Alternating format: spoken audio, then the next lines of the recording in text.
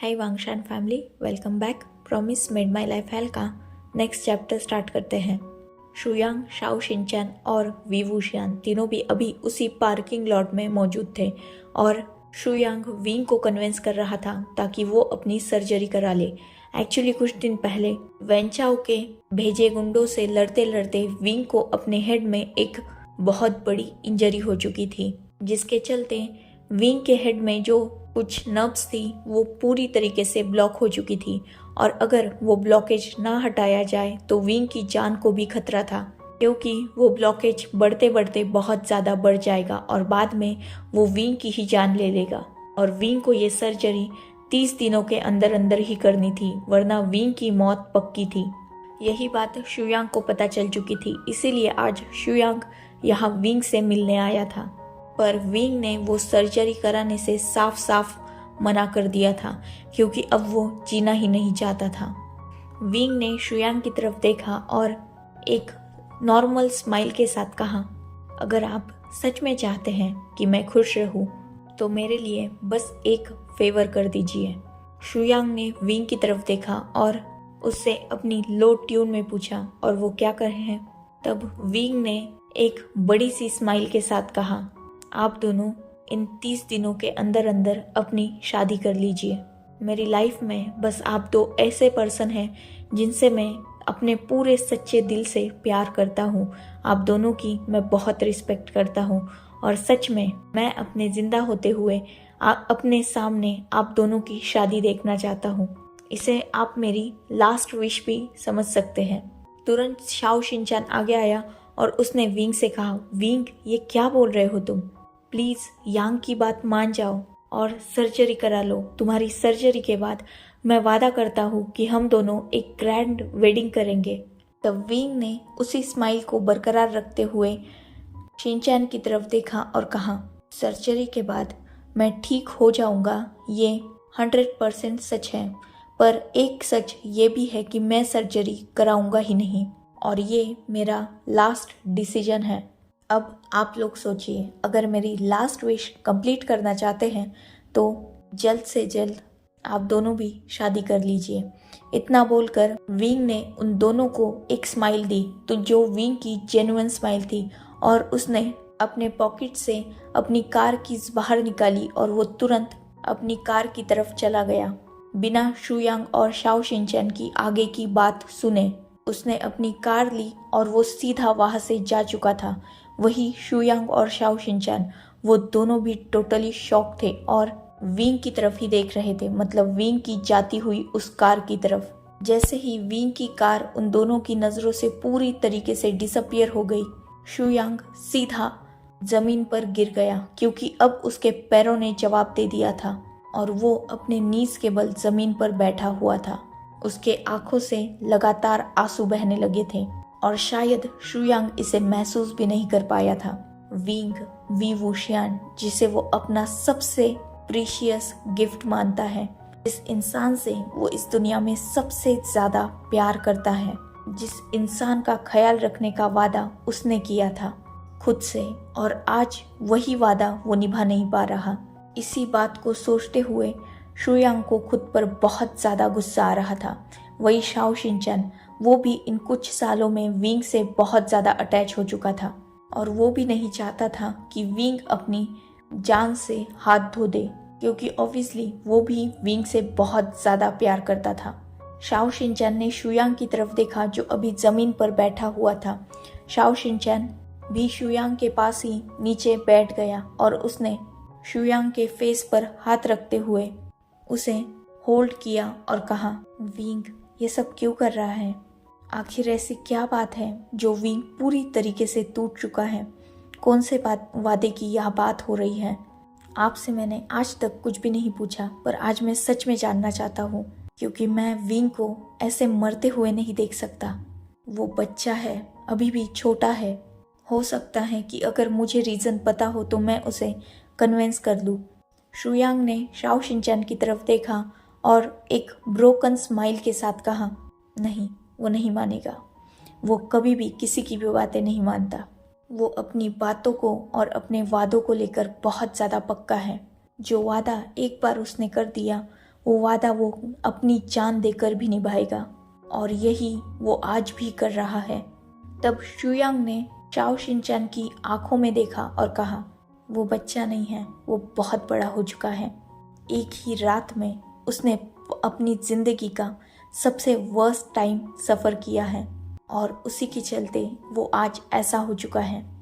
बहुत कोशिश की मैंने, बहुत कन्विंस करने की कोशिश की कि वो ये सब छोड़ दे, पर वो मानने के लिए तैयार ही नहीं है। इतना बोलकर शुयांग ने शाओ शिनचैन को टाइटली हग कर लिया, और शाओ शिनचैन ने भी शुयांग को अच्छी तरीके से होल्ड करके उसे हग बैक किया। वो दोनों एक दूसरे की आगोश में विंग के बारे में ही सोच रहे थे। तभी उन्हें कुछ जोर से गिरने की आवाज़ आई। जैसे ही उन दोनों का ध्यान उस आवाज़ की तरफ गया, वो दोनों भी टोटली शॉक हो चुके थे, क्योंकि वहाँ सारे लोग मौजूद थे, इंक्लूडिंग लान वांगजी। और लान वांगजी के हाथ में जो मोबाइल था उसका, वो गिरने का साउंड आया था। जैसे ही शुयांग ने वांगजी को देखा, उसका गुस्सा बहुत ज़्यादा बढ़ गया, क्योंकि यही वो पर्सन है जिसने उसके विंग की लाइफ पूरी तरीके से डिस्ट्रॉय करके रखी है। शुयांग और शाओ शिनचैन तुरंत अपनी जगह पर खड़े हो गए, और वो दोनों भी उन सब की तरफ देखने लगे। वो सब भी बस शॉकिंगली शुयांग और शाओ शिनचैन की तरफ ही देख रहे थे। जैसे ही वांगजी ने ये देखा कि उन दोनों का ध्यान अब उन सब की तरफ है, वांगजी तुरंत अपनी जगह से आगे आया और वो जाकर सीधा शुयांग के सामने खड़ा हो गया। उसने शुयांग की तरफ थोड़ा गुस्से से देखा और कहा, कौन सा वादा? किस वादे की बात हो रही है? और विंग मुझे प्रोटेक्ट क्यों करता है? आखिर क्यों, जब वो मुझसे इतनी नफरत करता है तो मेरे साथ रहता है? और विंग किस बच्चे की बात कर रहा है? ये सुनकर शुयांग का पारा चढ़ गया। वो सीधा आगे बढ़ा और उसने वांगजी को एक जोरदार पंच किया, जिससे वांगजी सीधा जमीन पर गिर गया। शुयांग ने वांगजी की कॉलर को पकड़ा और उसे कहा, इनफैक्ट उससे गुस्से से कहा, तुमने उसकी लाइफ बर्बाद कर दी। तुम हो रीज़न जिसकी वजह से वो मरने वाला है, और फिर भी तुम में इतनी ताकत है कि तुम मेरे सामने आज यहाँ खड़े हो। तुम सच में निहायती एक घटिया इंसान हो, जिसके अंदर दिल नाम की चीज़ ही नहीं है, और तुमने मेरे विंग को भी वैसा ही बना दिया है, बिल्कुल हार्टलेस। इतना बोलकर शुयांग ने वांगजी की कॉलर को एक झटके से छोड़ दिया, जिससे वांगजी थोड़ा लड़खड़ा गया, पर उसने खुद को संभाल लिया। वांगजी फिर से शुयांग की तरफ बढ़ा और उसने कहा, मैं नहीं जानता कि आप कौन हो। मैं ये भी नहीं जानता कि विंग के साथ क्या हुआ है। हाँ, मैं मानता हूँ कि मैंने बहुत सारी गलतियाँ की हैं और मैं बहुत सारी चीज़ों में गलत हूँ, पर फिर भी प्लीज़ आप मुझे सच्चाई बता दीजिए। मैं जानना चाहता हूँ कि विंग के साथ क्या हुआ है, वो किस वादे की बात कर रहा है, किस बच्चे की बात कर रहा है, और ये मौत, ये सब क्या है? प्लीज़ मुझे बता दो। इतना बोलकर वांगजी ने शुयांग के आगे अपने दोनों हाथों को जोड़ लिया। शुयांग ने एक डीप ब्रीथ ली और उसने सबकी तरफ देखा और बाद में बताना स्टार्ट किया। 6 साल पहले तक वे कॉरपोरेशन का ओनर वे चांसे थे और उनकी वाइफ कांसे सरन थी। उन दोनों का एक छोटा बच्चा था जिसकी उम्र 14 साल थी, वी वुशियान, जो वी चांसे और कांसे सरन का इकलौता बेटा था। वी चांसे और कांसे सरन दोनों की भी लव मैरिज थी और वो दोनों भी विंग से बहुत ज़्यादा प्यार करते थे, क्योंकि विंग उन दोनों के प्यार की निशानी थी। विंग बचपन से ही बहुत ज़्यादा शरारती था, पर बहुत ज़्यादा इंटेलिजेंट भी था। वो एक ओमेगा था, पर फिर भी वो बहुत ज़्यादा ब्रिलियंट था। वी चांसे और कांसे सरन ने उसे बचपन से ही अपनी सेफ्टी के लिए बहुत सारी टेक्निक्स सिखा के रखी थी। वो ओमेगा होने के बावजूद भी बहुत ज़्यादा स्ट्रांग था, साथ ही इंटेलिजेंट और ब्रेव भी था। उन तीनों की फैमिली परफेक्ट फैमिली थी, पर अचानक वे चांसे को पता चला कि उन्हें कैंसर है, वो भी लास्ट स्टेज। उनके पास ज़्यादा दिन नहीं बचे हैं और वो बहुत जल्द मरने वाले हैं। वे चांसे ने ये खबर कांसे सरन और वी वुशियान दोनों से भी छुपा ली, क्योंकि वी चांसे जानते थे कि कांसे सरन उनसे बहुत ज़्यादा प्यार करती है। और अगर ये खबर कांसे सरन को पता चली तो वो पूरी तरीके से टूट जाएगी, जो वी चांद से बिल्कुल नहीं चाहते थे। वो अकेले ही अपनी बीमारी से लड़ने लगे, पर ये कब तक चलता। धीरे धीरे वो बहुत ज़्यादा ही बीमार रहने लगे थे। कांसे सरन वी चांसे पर बहुत ध्यान देती थी, पर वी चांसे बहुत होशियार थे। उन्होंने कांसे सरन को कभी ये पता नहीं चलने दिया कि उन्हें लास्ट स्टेज कैंसर है। और ऐसे ही एक दिन अचानक वे चांसे की मौत हो गई। उनके मौत के 2 घंटे बाद कांसे सरन को पता चला कि वी चांसे को ऑलरेडी ही लास्ट स्टेज कैंसर था और उनके बचने के चांसेस 0% थे। जब कांसे सरन को यह पता चला, वो अपने हस्बैंड की मौत को सह ही नहीं पाई और कांसे सरन की मौत भी वी चांसे के मौत के करीबन 5 से 6 घंटे बाद ही हो गई। उन्हें बहुत बड़ा शॉक लगा था, जिस वजह से उन्हें हार्ट अटैक आ गया और एक ही दिन में वी वूशियान ने अपने मॉम और डैड दोनों को भी खो दिया।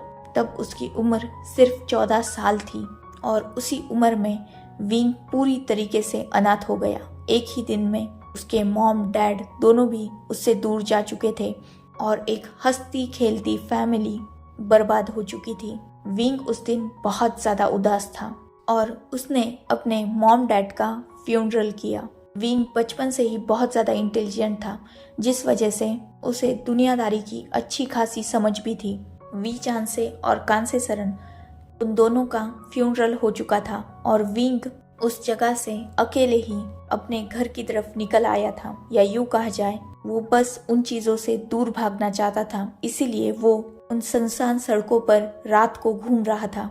जब विंग उन सड़कों पर ऐसे ही घूम रहा था, तब अचानक एक बहुत तेज स्पीड कार जो अनकंट्रोल थी, एक पेड़ से जाकर टकरा गई। विंग ने जैसे ही वो आवाज़ सुनी, तब जाकर कहीं विंग अपने होश में आया था और वो तुरंत उस कार की तरफ भागा हेल्प करने के लिए। पर जैसे ही विंग उस कार की तरफ गया, उस कार की बहुत बुरी हालत थी।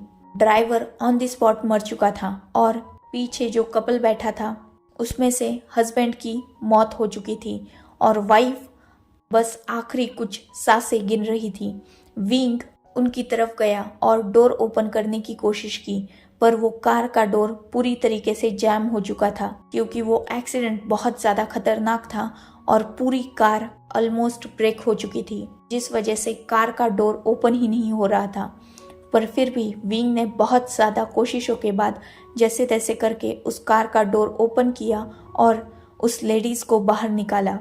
उस लेडी ने विंग की तरफ देखा और उस लेडी ने विंग को पहचान भी लिया, क्योंकि विंग वी चांसे और कांसे सरन का बेटा था, जो बिजनेस वर्ल्ड में राज करते थे। इसीलिए विंग को बहुत सारे लोग जानते थे, जिसमें से वो लेडी भी एक थी। उस लेडी ने विंग की तरफ देखा और विंग से अपनी दर्द भरी वॉइस में कहा, वो मेरे बेटे को मारना चाहता है और तुम्हें मेरे बेटे को बचाना होगा। मेरा बेटा अभी बहुत छोटा है और वो ना समझ है, उसे दुनियादारी नहीं आती। प्लीज़ मेरे बेटे का मेरे जाने के बाद ख्याल रखना। तुम्हें मेरे छोटे बेटे को उन लोगों से बचाना होगा और तुम उसका हमेशा से ही ख्याल रखना। इतना बोलकर उस लेडीज ने विंग के आर्म्स में ही दम तोड़ दिया। उस लेडीज का एक हाथ अभी भी विंग के हाथों में था और उस दिन जैसा कि उस लेडीज ने कहा था, विंग उस बच्चे का प्रोटेक्टर बन गया, उसका सेवियर। जानते हो वो लेडीज कौन थी?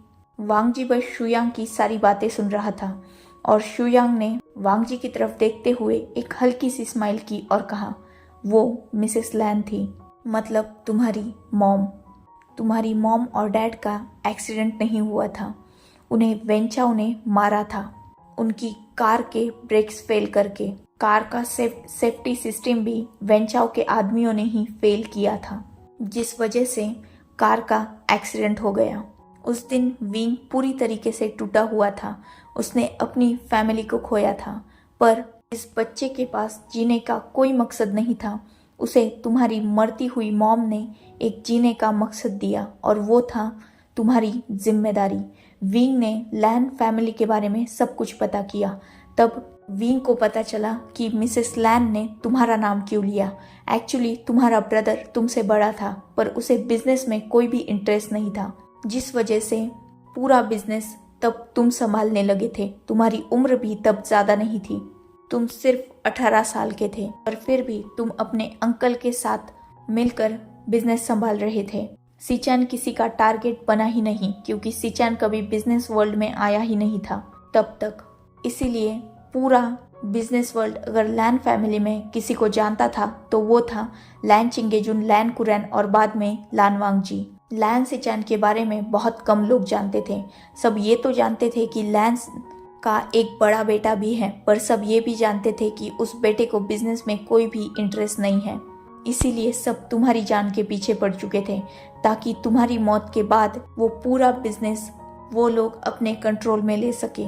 इसीलिए उन्होंने लैन ई और तुम्हारे फादर मतलब लैन चिंगेजुन को अपने रास्ते से हटाया, और बाद में वो तुम्हें भी मारने का प्लान कर रहे थे। ये सारी बातें लैन चिंगेजुन और लैन ई जान चुके थे, पर इससे पहले कि वो कोई अगला कदम उठा पाते, उन दोनों की भी ऑलरेडी डेथ हो चुकी थी। पर मरते मरते भी तुम्हारी मॉम तुम्हें प्रोटेक्ट करना चाहती थी, इसीलिए उन्होंने वी वुशियान को तुम्हारी जिम्मेदारी दे दी। भले ही तुम विंग से तब बड़े थे, एक अल्फा थे, पर विंग भी कोई कमजोर ओमेगा नहीं था।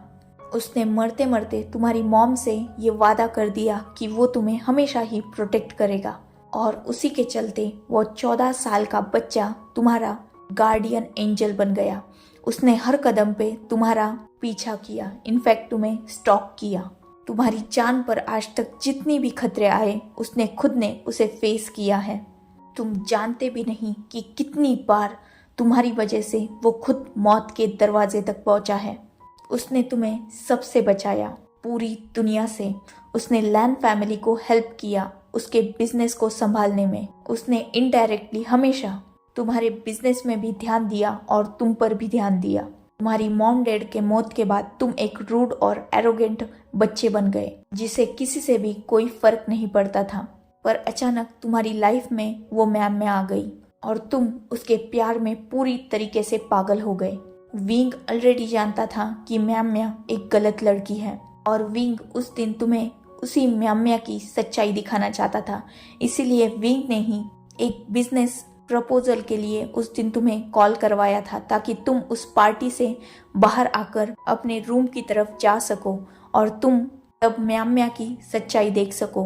पर वो लड़की बहुत ज़्यादा शातिर निकली, और उसने जब रियलाइज़ किया कि तुमने उसकी सारी सच्चाई देखी है, वो विंग पर ही पलट गई, क्योंकि कहीं ना कहीं पता नहीं कैसे, पर वो लड़की जान चुकी थी कि विंग तुम्हारा पीछा कर रहा है, यूँ कहा जाए तुम्हें प्रोटेक्ट कर रहा है। इसीलिए उसने सारे इल्ज़ाम विंग पर ही डाल दिए और खुद उस शिप से भाग गई। और तुम इतने बेवकूफ़ थे कि तुमने विंग को ही मजबूर करना स्टार्ट कर दिया उससे शादी करने के लिए। विंग के पास कोई भी रास्ता नहीं था। विंग ने सोचा कि अगर वो शादी करके तुम्हारा ओमेगा बन जाए तो हो सकता है वो तुम्हें और भी अच्छी तरीके से प्रोटेक्ट कर सके। इसीलिए विंग ने भी उस दिन शादी के लिए हाँ कह दी। विंग ने तुमसे शादी तो कर ली, पर विंग तुम्हारा ओमेगा बन गया, पर तुम कभी भी विंग के अल्फा नहीं बन पाए। शादी के बाद भी तुमने विंग को टॉर्चर करना स्टार्ट कर दिया, हमेशा उसे ह्यूमिलिएट किया, उसे अब्यूज किया, पर फिर भी विंग चुपचाप तुम्हारी सारी बातें मानता गया ताकि विंग तुम्हें प्रोटेक्ट कर सके। उसने हमेशा तुम्हारी हर बदतमीजी, हर ज्यादती सही, इसीलिए नहीं कि वो तुम्हारे खिलाफ आवाज़ नहीं उठा सकता था, बल्कि बस इसीलिए कि वो अपना वादा नहीं तोड़ना चाहता था। उसने हमेशा तुम्हारा ख्याल रखा और वो तुम्हें एज हिज अल्फा एक चांस देना चाहता था। तुमने उसके हीट में होने का फ़ायदा उठाया और उसके साथ फिजिकल रिलेशनशिप बनाए, जिसमें विंग की बिल्कुल भी मर्जी नहीं थी। पर फिर भी उसने सोच लिया था कि अगर शादी हो ही चुकी है और तुम उसके अल्फा बन ही चुके हो तो ये हक भी तुम्हारा है, इसीलिए वो तुम्हारी सारी बातें मानने लगा। बाद में विंग ने देखा कि तुम उसके साथ थोड़ा अच्छा बिहेव करने लगे हो, इसीलिए विंग ने भी तुम्हें एक और चांस देने की कोशिश की। पर उस वक्त तुम बिजनेस मीटिंग पे चले गए और बिना सच्चाई जाने जब तुम लौटे तब तुमने सिर्फ ये देखा कि विंग रात भर घर नहीं आया और तुमने उसके साथ इतना बुरा सलूक किया, उसे जानवर जैसा ट्रीट किया और रात भर उसके साथ रेप किया। वो तुम्हें बताना चाहता था कि वो प्रेग्नेंट था और जब उसने तुम्हें ये बताने की कोशिश की तो तुमने उसके माउथ पर कपड़ा बांध दिया ताकि वो अपने मुंह से कुछ आवाज़ ही नहीं निकाल पाए। तुमने उसे उस दिन इतना हिट किया, इतना उस पर फोर्स यूज किया कि उसी दिन उसका अबॉर्शन हो गया। ऊपर से तुमने उस दिन उसे ह्यूमिलिएट करके उसे अपने ही रूम से बाहर फेंक दिया और उसे ये कहा कि वो एक कैरेक्टरलेस ओमेगा है और उसे घर से बाहर निकाल दिया। जानते हो, विंग अपने बच्चे को लेकर बहुत ज़्यादा एक्साइटेड था। उसने सोच लिया था कि वो तुम्हें अपनी पूरी सच्चाई बता देगा, ये भी कि वो खुद वे कॉरपोरेशन का ओनर है और बाद में वो तुम्हें सारी सच्चाई बता देगा। पर तुमने उसकी एक भी बात नहीं मानी, या यूँ कहा जाए तुमने उसकी एक भी बात नहीं सुनी। तुमने बस उसके माउथ को कवर करके उसे पूरी तरह से डिस्ट्रॉय कर दिया। बिना सच जाने तुमने उस पर इल्ज़ाम लगा दिए और उससे उसका अनबॉर्न बेबी भी छीन लिया। उस इंसिडेंस के बाद विंग ने तुम्हारे घर से सिर्फ उसका लाया हुआ सामान, मतलब वो बैग ली थी, क्योंकि उस बैग में विंग का लैपटॉप और कुछ इम्पोर्टेंट डॉक्यूमेंट्स थे।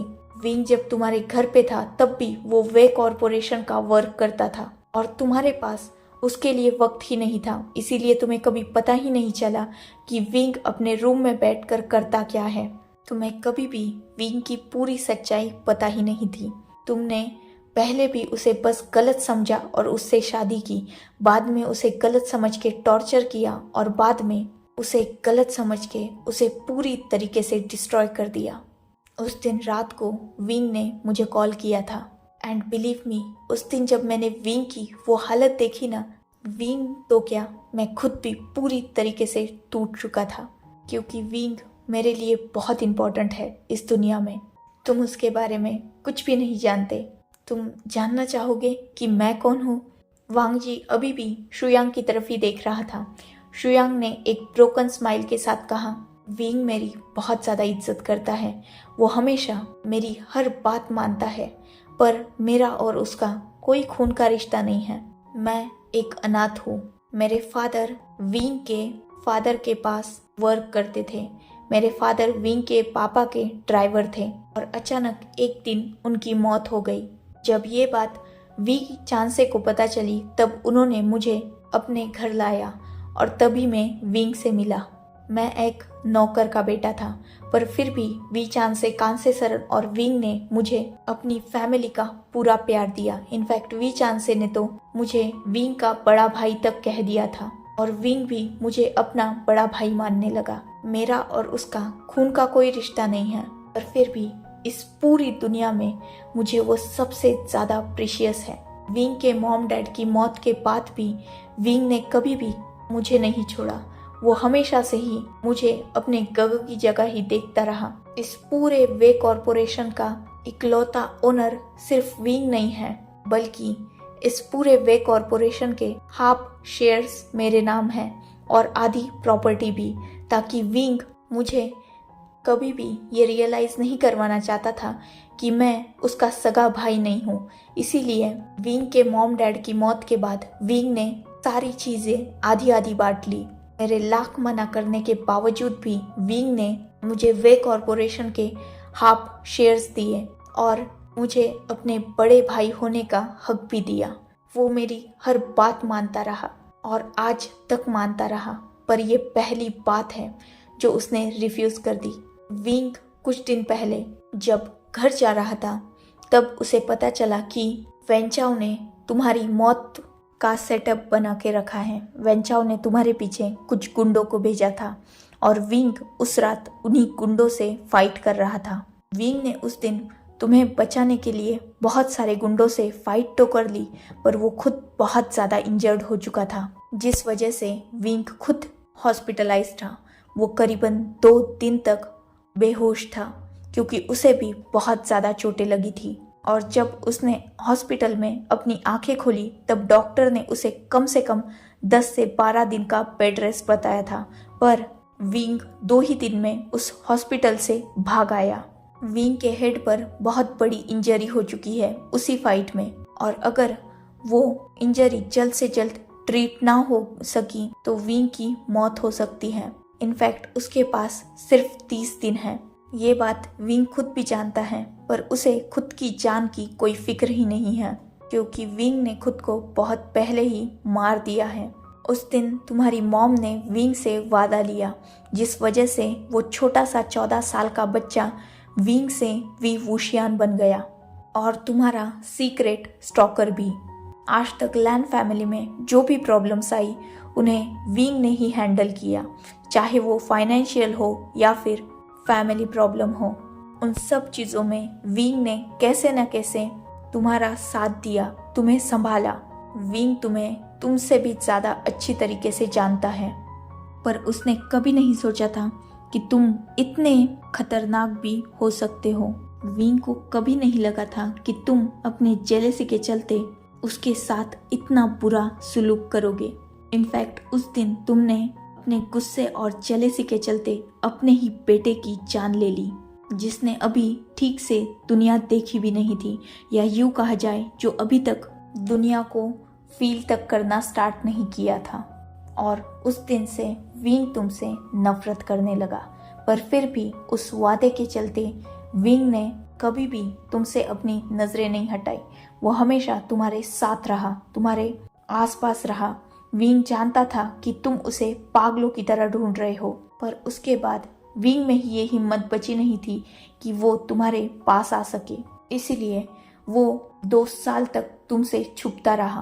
पर 2 साल पहले बाद में आज 2 साल बाद विंग को पता चला था कि वेन रोहान पूरे लैंड कॉरपोरेशन को बर्बाद करना चाहता है और तुम्हारी जान भी लेना चाहता है। इनफैक्ट इस बार लैन सिचैन की जान को भी खतरा था, क्योंकि तुम्हारे मॉम डैड की मौत के बाद लैन सिचैन भी बिजनेस में उतर आए थे।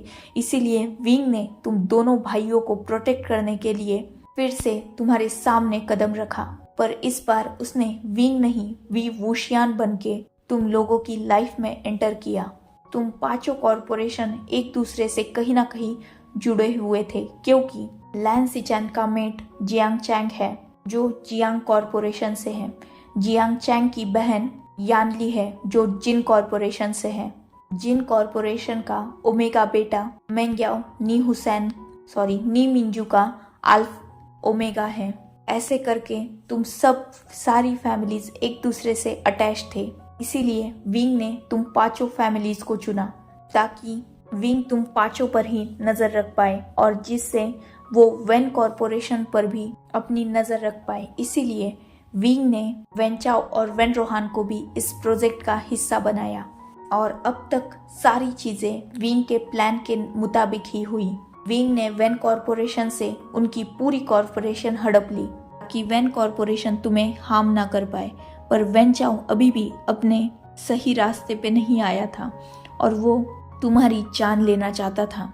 इसीलिए विंग ने वेन चाओ और वेन रोहान दोनों को भी रास्ते से हटा दिया, ताकि तुम पूरी तरीके से सेफ हो जाओ।